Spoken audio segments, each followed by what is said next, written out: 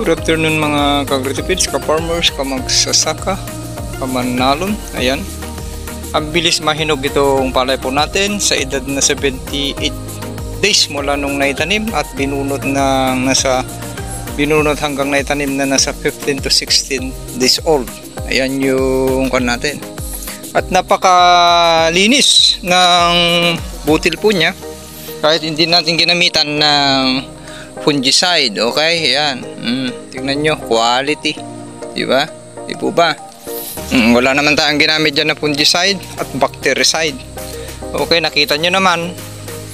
At insecticide mula 1 to 61 days. Wala nang naitanim. Wala po yan kargado ng walang herbicide. Tignan nyo ang resulta. Ang naging na lang natin dyan yung mga beneficial insect, yung umubos dyan sa mga kalaban po dyan. Kaya napaka-healthy ngayon yung ating palay dahil ibinalik lang natin yung dati nating ginagawa na ay integrated pest management.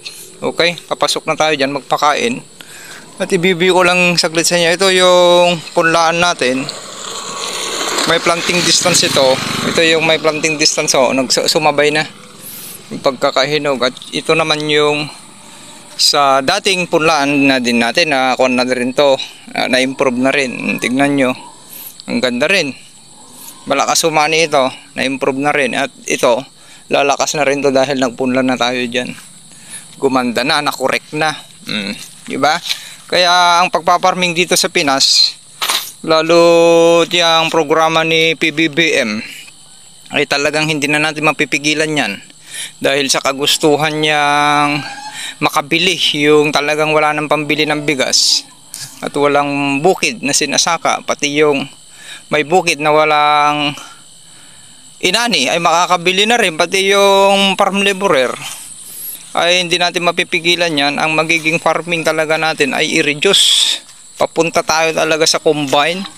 Yung dati nating ginagawa na matagal na natin binabalagyan, combine, organic at inorganic, or mayroong combine din na foliar, synthetic man yan or organic na foliar or natural.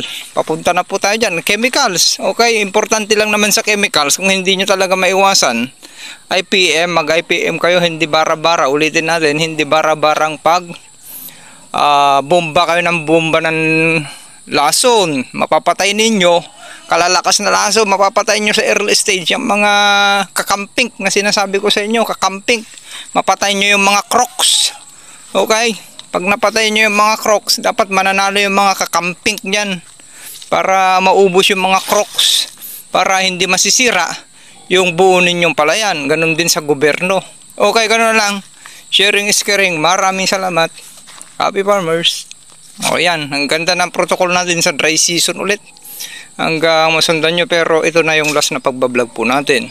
Sundan nyo na lang siguro, pa isa-isa mag-post ako sa Facebook account.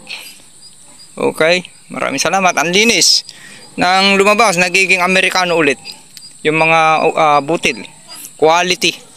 Tapos babaratin lang, quality po yan. Halos ang healthy ang palay natin, healthy kainin. Okay, less sa sakit.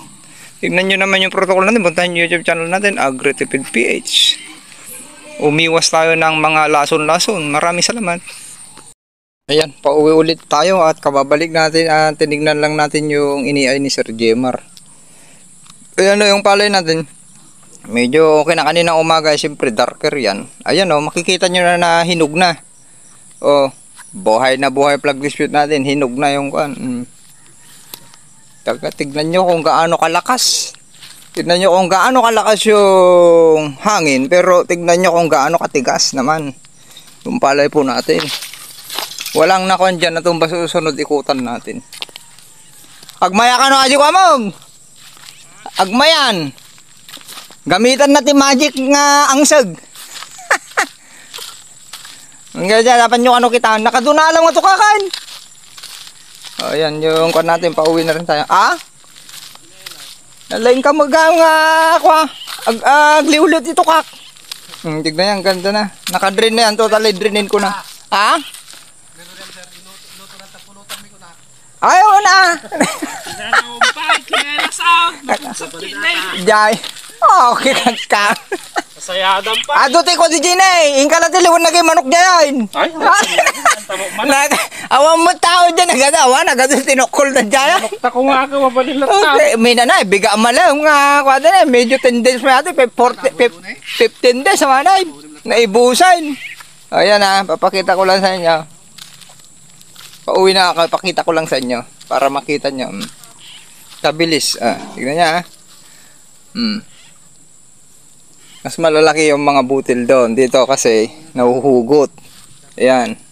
At walang time noon na tawag doon. May tubig palagi. Mas malilit yung puno. Naging puno, mas maliliit yung magiging mas maiksi yung uhay. Tingnan nyo. Kabilis.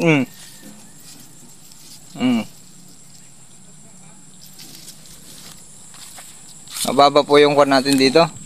150 per hectare. So, okay, ganun na lang. Sharing is caring. Maraming salamat. Happy farmers. Cut. Morning mga ka-farmers. At ayan o. Ganyan kalakas yung hangin. Nung nakarang araw. Medyo sisikat siguro ang araw ngayon.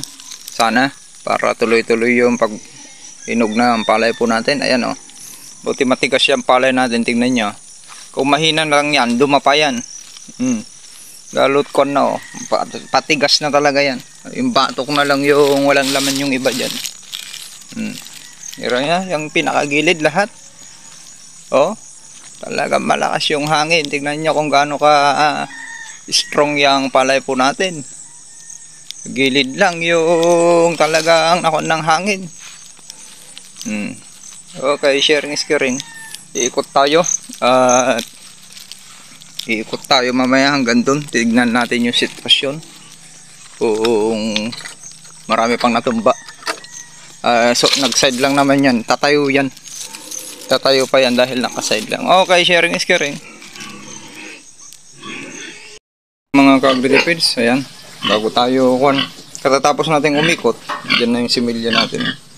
At may double dose ni Sir J. Marian ng Hampshire Terminal. At ipapakita ko lang sa inyo kung ano yung epekto nung anlakas ng ulan kagabi. Nagsimula na bago magdilim. Tapos ito yung portion, may dalawa. Kaiikot ko, talagang totally tinanggalan ko na ng tubig. Binuksan ko na lahat ng pwedeng daanan ng tubig. Ayan yung natin, ganyan. Kung naka-shaded kayo, talagang malambot yung puno niyan. Unlike dito, tignan nyo.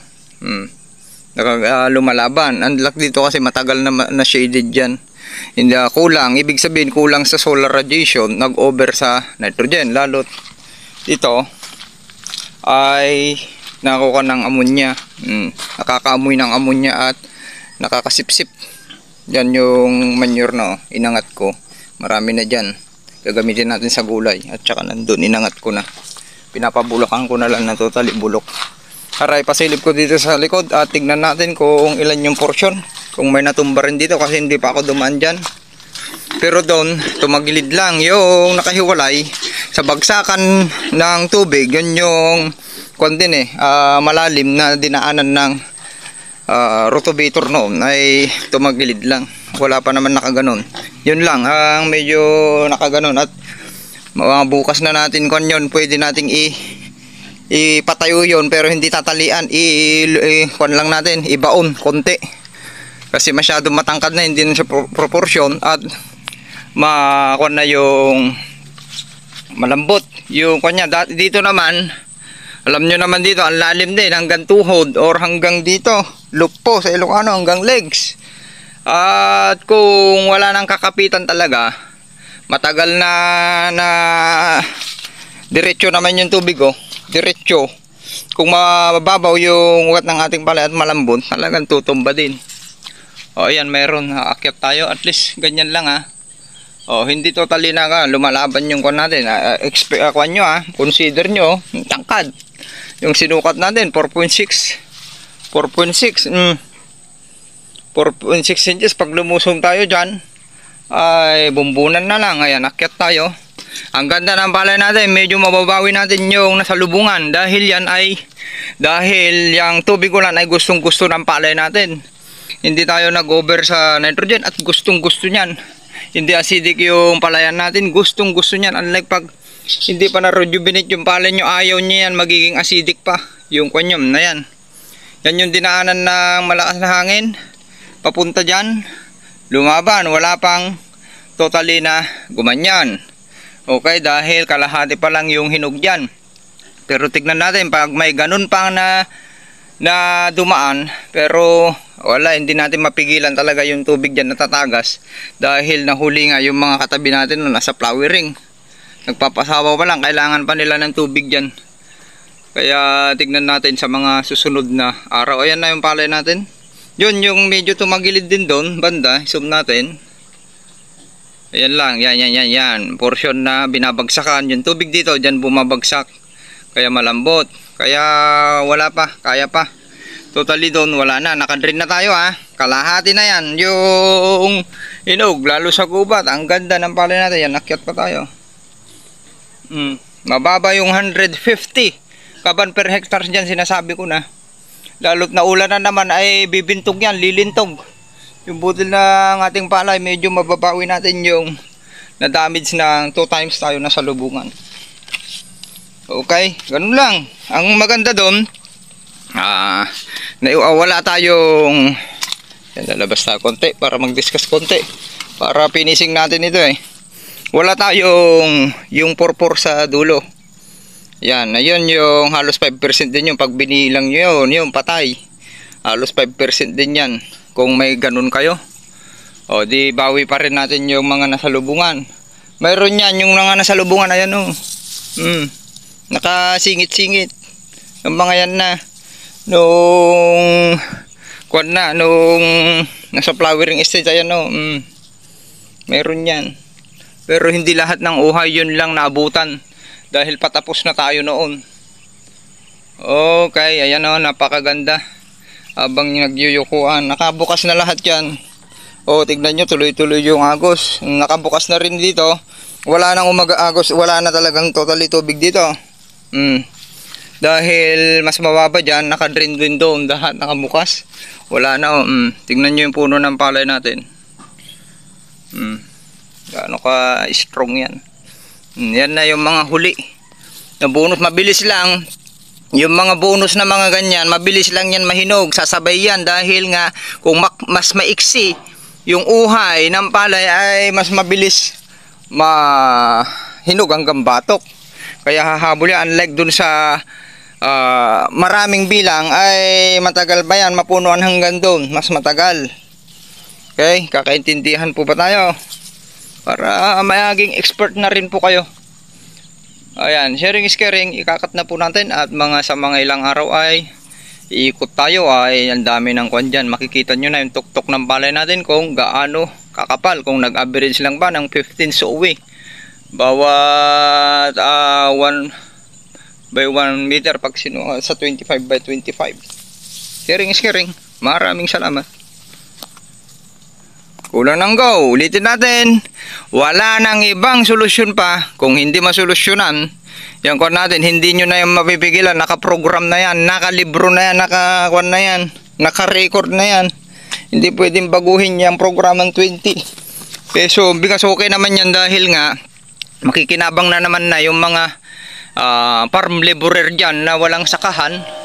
Nakawawa rin na bumibili ng bigas. Yun nga lang, hindi nga makasabay dahil mahal yung input. Dapat yan ang sasabay dyan yung presyo ng mga traders at buyer. Yan dapat yung isasabay nila, hindi yung sila lang ang kumikita. Yung mga traders ang kumikita niya, lalo yung mga binibigas. Panalong-panalo sila po dyan.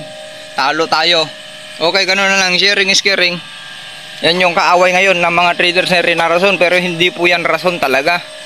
Dapat dahil ang daming mga leader na ang yayaman ay sila lang yung kumikita, ginagawa namang bigas, panalong-panalo sila, talo tayo. Maraming salamat. Wala nang mas magandang solusyon po dyan sa mababang inputs at may magandang standing crop, hindi kayo malulugi, i-rejuvenate po ninyo yung soil. Okay, ibig sabihin i-rejuvenate, ay pagandahin. Parang ganyan o. Yung mga sustansya dapat yung ginagamit ninyo nandyan. Ayan. Ganyan dapat yung gagamitin ninyo para kapakipakinabang sa inyong sakahan, lupa at sa inyong palay at yung health. Ang napaka-importante dyan, kalusugan. Okay, rejuvenate. Wala nang ibang panglaban natin dyan kung naglalaban niya ang kwan at traders hindi susunod ay wala tayong magagawa dyan. Kundi i-rejuvenate. Palagi kong sinasabi. Ang dami na nakapatunay dyan. Walang magic sa magandang standing crop at less inputs. I-rejuvenate, hindi yung bira kayo ng bira, mahal na ng abono. Bira ba kayo ng bira?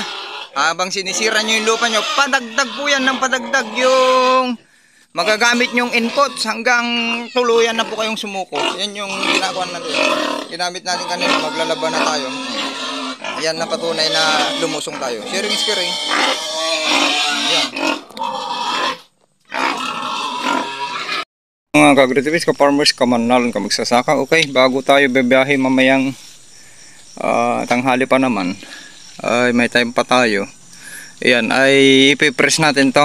Ayan, panoorin nyo paano tayo kan. Hindi po natin tatalian yan. Dagdag trabaho lang po yan. Itong nasa shaded, yan yung dinaanan ng malakas na hangin. Diyan magpapatunay na malakas yung hangin. Tapos dito, yung talagang malambot na ay talagang bibigay. Okay?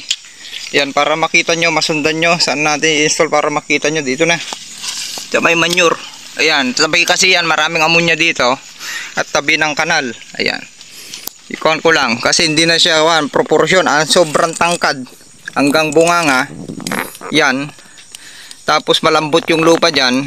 Kasi kurbahan yan. Basta kumurba yung kwan dyan, rotovator at combine harvester ay talagang malulubog dyan. Okay, yan. Pero yung mga, kung may harvester kasi, linalagyan ko na lang na sign yung mga malalim para hindi mababalaho. Okay, yan. Marami time pa. Umuulan, magdamag. Kaya, kuhan. Tapos wag magsimula doon. Dapat kung saan yung patumba para hindi madali lang magpatayo. Hindi natin tatalian. O, tignan nyo yung kuno. Talagang malambot. Ikuhan lang natin, idiin. Tatayo pa naman siya pero pangit na kasi ulan ng ulan. Kanyan, padagdag ng padagdag yan. Ayan, ididiin natin ganyan, oh. Ganyan lang para yung height niya ay bumaba. Yan. Kasi yan sa buko niya, sa third at 2 and third, pag nakakanyan, magkakaroon ng ugat. Kita niya ba? O, biruin niyo, ano? Ang bigat. Wala talaga, hindi tatayo. Ang bigat na ang pag basa. Kita niyo ba? Ginagawa natin. Ipasalubong ko pabalik.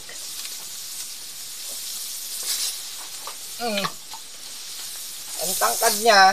Tapos, kahit malalim yung ugat, walang kakabitan. Yan, para maipakita ko lang, para hindi haba. Mas mabilis ito kaysa yung tinali-talian ninyo. Pinakita ko na nung mga kwan. Pinakita ko na itong pinakamabilis na discard niya. Sa inyo, nakalimutan nyo na naman. Ibig sabihin, hindi kayo nanonood ng mga videos natin. Tali-talian yan, ang bagal, ang daming trabaho niyan. Ang hina naman ng mga diskarte. Ay, nako. Ilubog nyo ganyan. O, kung tinalian natin, ang tagal niyan. Halos yung isang move natin, diniin lang na ganyan, 4 times. O 5 times pa. Magpe-prepare ka pa ng tali, ang bagal. Kita nyo? Paano tayo dumiskarte? Ay, binibigay ko lahat yung technique sa inyo. Hindi nyo pa makuha-kuha. Ngayon. Saan pa yung ito, matigas na dito. Dito lang malambot. Matigas na yung lupa dyan. Ay, nako. Ang tagal ko nang i-share sa inyo ito dahil dyan sa likod. Talagang bagsakan natin ng, ayan o, sa pigire. Yung ihi. Ang lalim dyan. Hindi natutumba yan. Kung nagpunit yung kwan niya yan, hindi natutumba. Sinampol ko na nung nakaraang cropping sa inyo. Mayroon pa rin yung nagtatali-tali dyan. Ang bagal ng trabaho. Inabot ng siyam-siyam. Nasayang pa yung tali. Maghahanap pa ng panali. O di. Times 10. Ay, times 9 pala. Yung speed kumpara sa kwan. Tinalian. Pinatayo. 3, 4. Binungkos. Sablay. Tapos kung umulan ulit, lumambot yung puno na ulmog na sinasabi nyo. Lalambot yung puno nun. Pagkakaamag, yung mga dahon, masisira yung puno. Daanan ulit ng bagyo. Tumba. Ganun po yun. Ay, ito, buhay. Ipaon nyo ng hanggang yung sagad na kwan. Sagad yung ilalim. Kahit 1 feet lang. Nakuha nyo ba? Diskarte natin. Itinuturo na natin. Hindi pa makuha-kuha. Actual farming. Ay, nako naman. Kahihina naman ng mga tagasaka ninyo. Di naman sa kung talagang mahina sila sa diskarte. Malayo sa kalingkingan natin. Yung mga diskarte nyo. Kasi yan, bawat move, inaaral, hindi puro diskarte lang. Inaaral at inaaktual, dapat may resulta.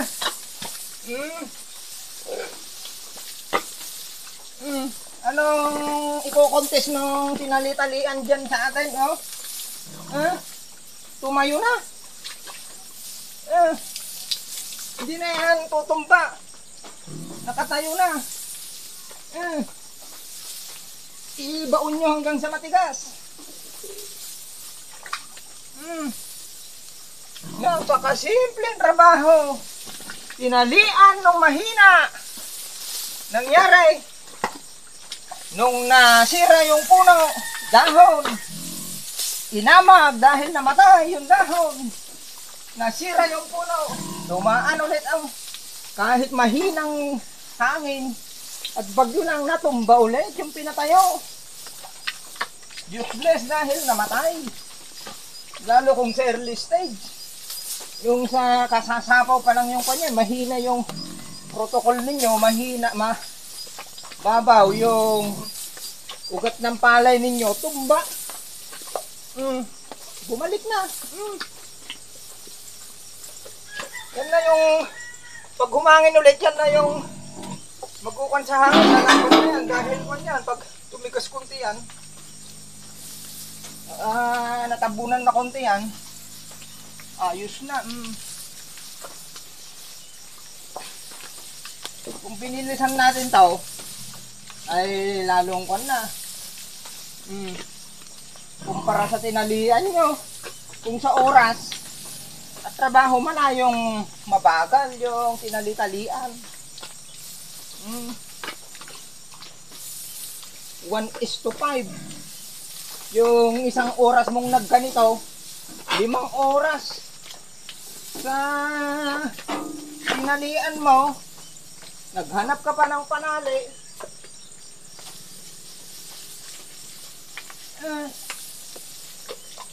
Ano ba yan? Ang hihina naman natin.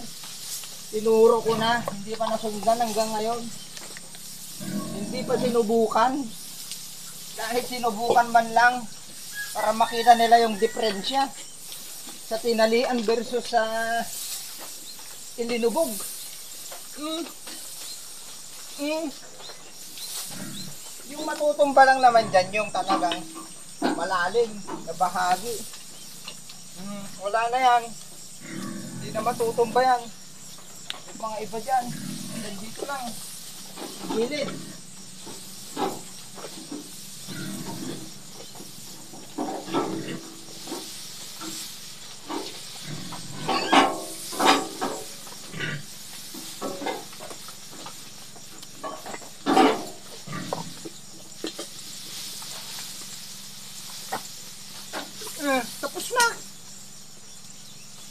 tinalian nyo yan, hindi pa kayo nakalayo dyan. Pukayin ko saglit ito. Para matanggal yung tubig niyan, medyo nagpunit. O yan, makita nyo. Wala yung guantes ko Ganun lang ang diskarte. Dumiskarte kayo, subukan ninyo. Wag yung, nako, ang hina ng diskarte ninyo. Pinapanood nyo na, hindi nyo pagawin. Ayan pukayin ko to. Kasi medyo, doon natin konti. Ayan, actual bago tayo alis. Kasi may lakad tayo ngayon. Medyo hindi ko may tubig pa. Hanggang doon lang, mababa doon medyo. Nagpunit ito. Para mahugot natin lahat ng tubig yan. Ito gagamitin natin sa compost. Gulay. Nakakamay-kamay ko ang baho niyan. Yan ang arte ko. Masusugatan pa ako dito. Kamay-kamay. Dumi ng baboy yan. Pero ihi lang ito. Yung kadalasan dito kasi kinukuha ko. Konti lang yung dumi dito. Kinukuha ko yung nagwawalis ako bago paligo. Ang dami na medyo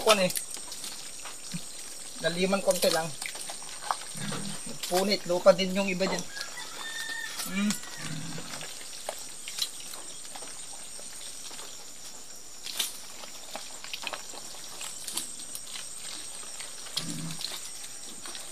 Hindi na naman ng diskarte natin. Pinakita ko na nung nakarang dry season. Oo.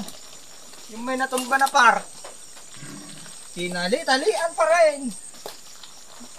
Wala. Tumba pa rin niya, masisira pa. Hindi mahihinog ng maayos yung kwan ninyo. Dahil magkakaamag yung pagitan.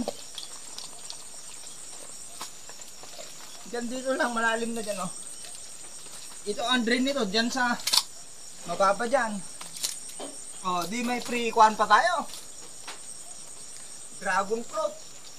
2. So kung hindi tayo pumunta dito,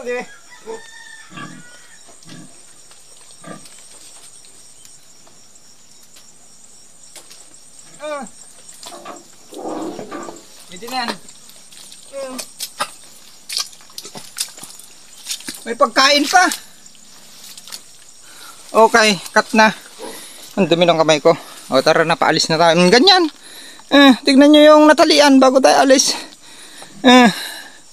Tatayo na yan sa mga ilang araw. Sharing is caring.